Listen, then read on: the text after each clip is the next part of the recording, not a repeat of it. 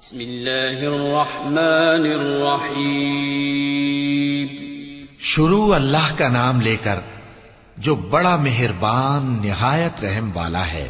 القارعة ما القارعة وما أدراك ما القارعة يوم يكون الناس كالفراش المبثوث وتكون الجبال كالعهن المنفوش فأما من ثقلت موازينه فهو في عيشة راضية وأما من خفت موازينه فأمه هاوية وما أدراك ما هي نار حامية.